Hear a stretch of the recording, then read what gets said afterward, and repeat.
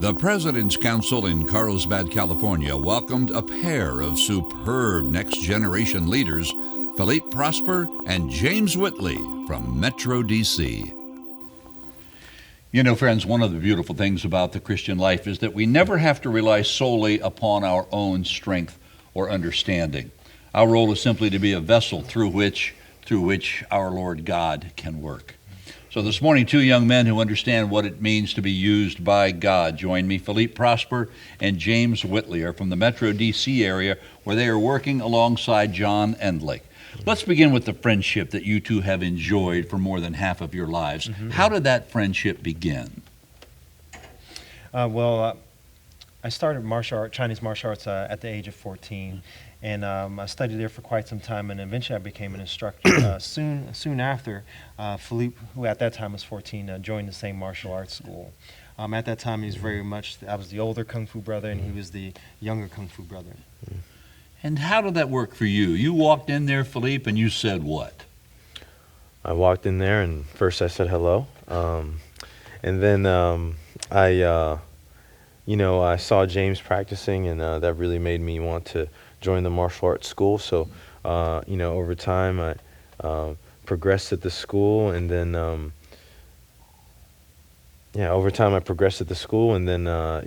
relationship started to build from there, and so kind of started a relationship with each other pre-Christ. So it was pre-Christ. You were 14, and James, you were... I was around 19 at the time. Around 19 at the time. And little did you know that random meeting would launch a friendship of a lifetime. How has that friendship grown to working out together in a gym in Washington, D.C. to what it is today? Well, I think the biggest catalyst was it started in 2001, where I was preparing for a tournament, and when we were sparring, I fell on my head and lost my memory. At that time, that sent me on a trajectory where the foundation in the Kung Fu school began to fracture, because I realized that I wasn't invincible. And as a result of that, my relationship with my master at the time began to crumble, because I was no longer able to meet some of the needs that he was able to, but also at the same time, when my life at Kung Fu was not as good as it could be, then I meant my life was not as good as it can be, because Kung Fu was my life, spending every waking moment. I was there 6 days a week at the school, and on the seventh day I was at my master's house cleaning it. And so it was very much an all-encompassing part of my life. And then 2007, pretty much at the place of just considering suicide, dating a married woman, Philippe reached out to me. Yeah, so somewhere along those lines, as I said, time progressed, and started being at the school there all day, 5-7 hours a day, just being at the school. And as I progressed at some point throughout that timeline, I won't say the whole testimony right now, but I gave my life to Christ. And so I was still at the school, but somewhere along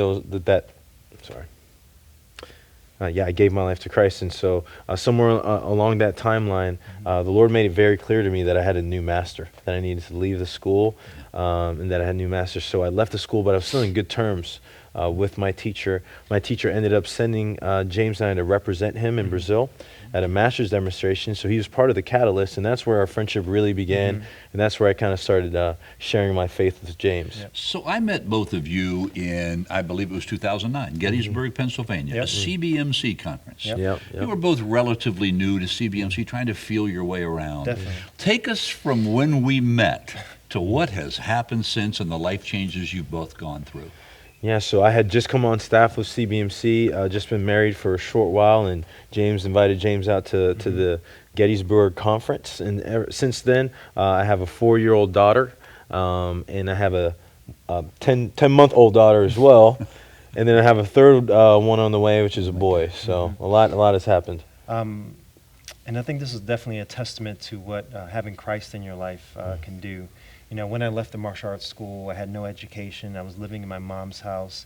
There was no money in my account. And then at that point in Gettysburg, I hadn't gotten my college degree. But since then, in 2014, I finally graduated from college. I got married in 2011, and have I just bought a house. I have 3 daughters and a son on the way.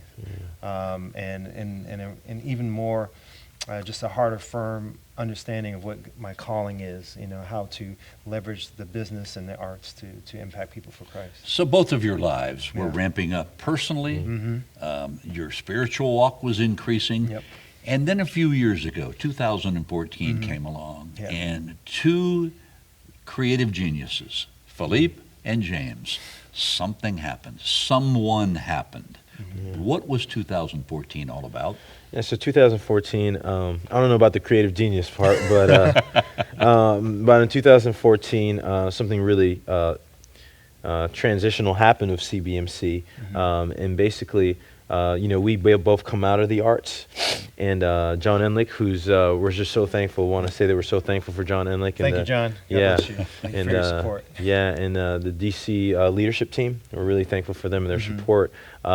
The conversation started of saying, hey, maybe we can actually start going into the marketplace of the arts, the arts and entertainment, and actually start doing evangelism and discipleship there too, and started to investigate what that looked like. James was working at McLean Bible Church for 5 years, leading kids ministry there. And so he actually stepped down from his job as well. And so us being in twos was kind of the catalyst of, okay, we're going to start diving into that ministry. And ever since we've been there, we've really seen God make amazing changes in people's lives. And for you, James, what did those changes look like? Well, stepping down from children's ministry, I definitely began to feel like a churning in my heart that, God had used me and my love for arts and media to minister to thousands of children for 5 years. And I loved it. I couldn't even imagine stepping down from that. I thought that was it. But then the Lord just started to change my heart, and it made me realize that He wanted me to do what I did in the church, but outside the church, leveraging media and leveraging creativity to be a bridge for the gospel to so many people. And so, the biggest thing that changed was definitely my heart, but also, the then President Lee Truax and John Enlick really believing in the vision that the arts and entertainment industry is just as much as a mission field as real estate, technology, and any other business industry.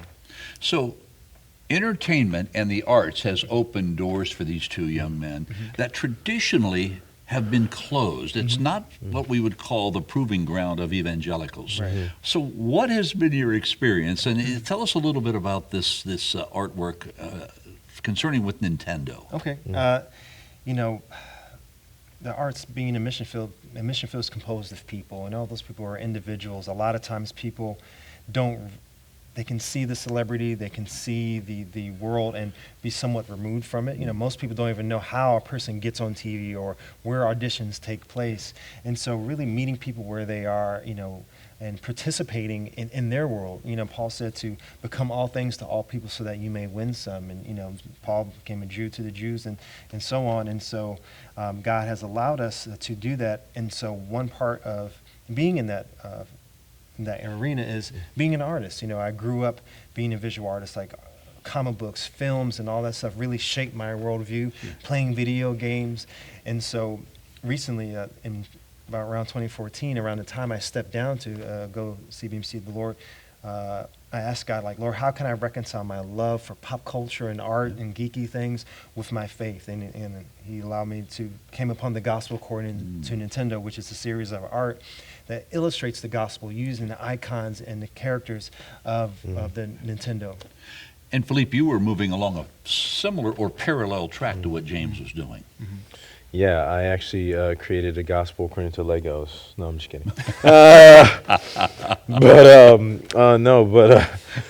Actually, we've seen a lot of impact. And just to clarify, Phil, the work that we do, the kind of how it splits and how it looks is we do 80% of our time is evangelism, discipleship, Amen. and really ministering to individuals, because that's where we really see the life change. And 20% of our time goes towards creating content and putting on our own events. That 20% is kind of what traditional outreach would be for CBMC. But since this is a different marketplace, this is a different type of outreach. And so we create our content that enables us to get into secular arenas where we can share our faith. And we also put on our own events where we invite the secular world in so that we can share Christ. So the way that looks for the art, as James mentioned, we've been to secular conventions where people see James's art, they love Nintendo, and we have to share Christ when they ask about it, because that's the subject matter of the art. So that's been a really great way for us to share. And also we do music and film. So with my music, I've been interviewed on different hip-hop radio stations. And because of the way my content looks, I use a lot of spiritual metaphors for war and that type of thing. People have a hard time placing it. What is this? Is this spiritual? Is this, is he fighting somebody? What's going on here? Yeah. But that actually works to our advantage because it creates opportunities. And so, the goal when we get on there is just to share Christ. So I've been able to share Christ on different secular radio stations and also at different music festivals. So that's kind of how it looks like. The art, the content is kind of a bridge.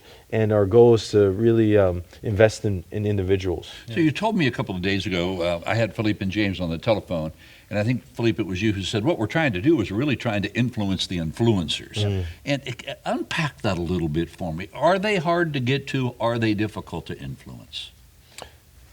Well, I would say, there is a two-pronged approach where, the men that we are discipling now, they have a heart to make an impact for Christ, but they're also artists. And so a lot of times we're catching people, as they're entering the environment. And so those are a lot of people that, as God will lead, prayerfully they can become bigger influencers, and God would increase their platform, and also for them to be faithful and disciple makers themselves. And then also, as far as influencing the influencers, leveraging whatever opportunity that the Lord gives us to be a faithful witness on movie sets, on radio interviews, in hopes that God can help us build relationships with those folks, genuine relationships in the purest sense, in hopes that one day they will be able to take their platform and be able to share with more people. So sometimes, Philippe, we regard the influencers in this particular segment of society as kind of lost causes in terms of the evangelical outreaches. Right. How do you see them? Well, two things, Phil. One of the things is when we talk about influencing the influencers, as James mentioned, they're the people in high places, low places. One thing that's interesting about artists is that their job is to be an influencer. That's what an artist does. They take their inspirations, their agenda, and they create art and to put it on a platform to impact people. So that's what they do. So that's one of the interesting ways. And as far as, could you repeat that second part of the question? Or the question? Let me see. We can do a pickup here, can't we, Bill? Sure. Okay, we'll do a pickup. Go ahead and finish your thought again, and then I'll pick up. Okay. So the interesting things about artists is both at the high levels where they're businessmen making decisions, at the low levels where they're coming in, an artist's job is to make an influence. That's what they're doing. And so every artist is an influencer. They create content to influence people. You guys have been at this now since 2014. How critical is funding in allowing you to continue to do what you both love and what you are both very good at? I think, in any profession or any endeavor, funding is paramount.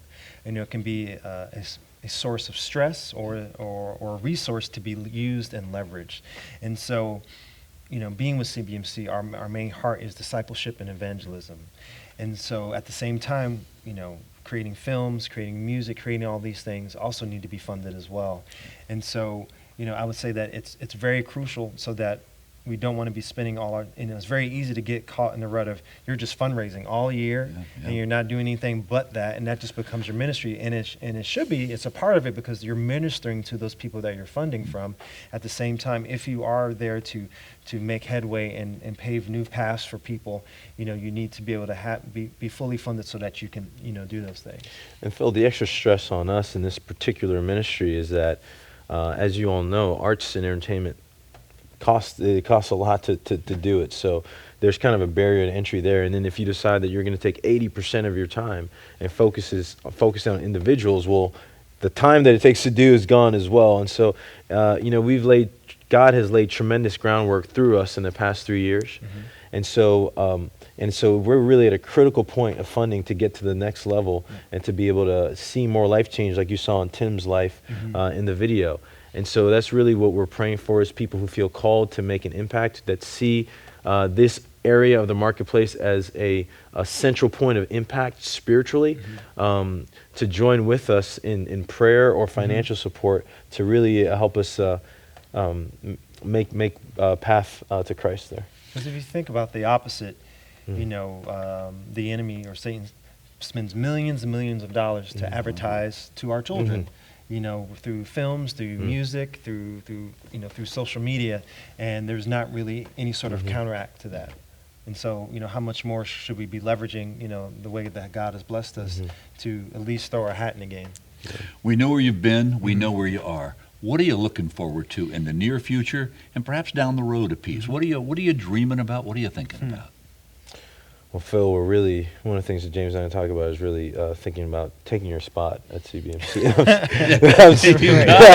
No, I'm just kidding. No, I mean, well, one of the projects that you know, the mission that the Lord's put on our hearts, our calling, is kind of a two-pronged thing. One, it's the relationships that we have with people, the evangelism, discipleship, like we said, influencing the influencers. The other is to participate in the wider conversation that's impacting the secular market. So it's the content, it's the messages and agendas found in the films and the music that all of the youth, your children and grandchildren consume. You know, hours and hours a day. We would like to be a part of that conversation. And so we have projects in line that we say illustrate truth. That's what Jesus used parables for, and metaphors. That's what they're used for, to illustrate a point that may be foreign or not obvious, or people may have initial barriers to. And so we're really looking forward to a project the Lord's laid on our heart. One in specific is just James and I's story. You know, the whole martial arts thing, you know, that's pretty popular, but also just Christ really being at the center of that and what discipleship looks like. So, you know, you've seen Courageous, it's about fatherhood. We'd love to one day be able to put the story that God's written in our lives with the gospel at the center of it. And martial arts is kind of the entertainment piece to really, for people to see what discipleship means. So one final question. If someone who is tuning in, if someone who is watching says, I have a heart to help these men. I have time, I have talent, or I have treasure. How do they get in touch? How do they find you? What's some good contact information? Well, there's a couple ways. You can reach us at our CBMC email addresses. So mine is pprosper@cbmc.com, and we'll send you all the giving information. Or James, what's yours? jwhitley@cbmc.com. Another way is also on the CBMC website. We have a special drop down. So if you go to the DC metro area and you go to drop down and you can see staff names, there's actually a new category. The number for that is 3260. What is it called, James? I'm not sure exact name, but it's the 3260. Yeah, so you'll see the different staff names: John Enlick, James Whitley, Philippe Prosper, and there's one more, and that number for that account is 3260, and that's where we're fundraising. And just great news, as we found out in the last week, that we actually have a supporter who's going to do a dollar-for-dollar match, and there's no cap as of now, for whatever we raise within the next 30 days. Right.